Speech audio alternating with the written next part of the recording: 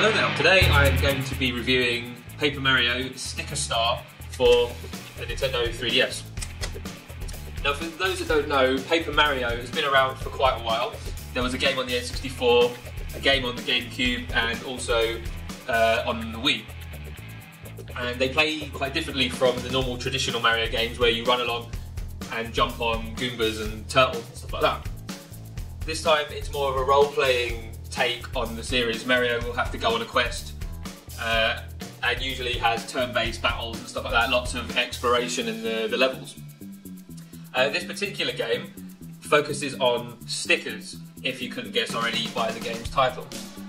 So Mario has to go on a quest to save the princess, and essentially, without spoiling the game too much, he has to go to different locations to pick up special stickers. Along the way you pick up hundreds of sort of battle stickers, so you've got traditional sort of Nintendo Mario power-ups like the fire flower, the ice flower, the green shell, the red shell, and you find these sort of randomly in levels, hidden amongst trees, bushes. Sometimes when you defeat an enemy they'll drop a stronger powered sticker, and you can use these in battle. For example, the green shell fires along the floor and will hit every enemy which is on the ground. The fire flower, for example, will set enemies on fire. So that's kind of a basic example of how the battle stickers are used. Also you get sort of, how to explain them, they're called, in the game they're actually called thing stickers, and what these are usually sort of common everyday items such as scissors, an electric fan, a radiator, a magnet, and you find these within the levels. Usually they're sort of fairly well hidden and require some sort of puzzle to unlock them. And what you actually do, you turn these things into thing stickers, and you can use them for various puzzles in the game or in various battles. For example, early on you pick up a pair of scissors and you use this to cut a rope, for example, which is tied to a ship, and then the ship is able to leave. You can use them in battle as well, and usually these are quite useful for bosses because they take off quite a lot of the boss's health. And the levels in the game are sort of fairly standard video game levels. You have your green sort of mountainy level, lava level, ice level, desert level. So they're all quite standard really, but Nintendo throws sort of some unique things in there. For example, there's a jungle level, and instead of just having, you know, a generic jungle, there's a roller coaster within that level. The snow level, for example, there's a snow lift which takes you up high into the mountains. So they usually have like a little twist on them, which is pretty cool. Which leads me on to another point: is the humour in the game. The Paper Mario series is quite well known for the humour, and sort of quite not very Nintendo-like actually. And this game sort of retains that humour, which is great.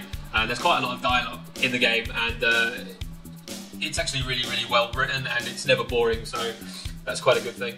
The graphics are pretty awesome actually. It's one of the one of the best games on the 3DS, which actually look better in 3D. Because the whole world is 2D, Mario's obviously made out of paper, everything is on a certain plane, so when you put the 3D on, everything just becomes greater in depth. So it looks really good. The sort of downsides about the game is it's not very long. I think it took about 15 hours to get through it. Sometimes some of the puzzles are a bit non-puzzly. They just require a sticker to use, so some of the times you're actually looking for the sticker rather than solving the puzzle, which can mean a lot of sort of backtracking to previous levels. Some of the boss fights in particular are very difficult, and if you don't have a particular sticker, you pretty much have no chance of defeating them. So it becomes a case of where is the sticker, what is the sticker that I need.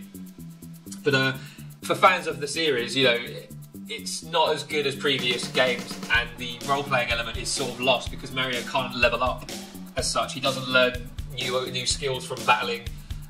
All you can do in this game is find extra hearts to bump up your heart counter. But it's a really fun game, and it's probably one of the best games on the 3DS this year. There haven't been that many, but it's probably one of the best. So if you're a fan of the series, you know, this is definitely worth picking up for a slightly different take on the game. And if you're a fan of Mario games and you've never tried a Paper Mario title before, this could be sort of the perfect game for you. It eases into you nicely. So overall, I'll give it sort of a 7 out of 10. If anyone's played it already, feel free to leave a comment. or if you have any questions about the game. I played it quite a bit, so hit me with some questions. And thank you for listening, and we'll see you next time. Thank you.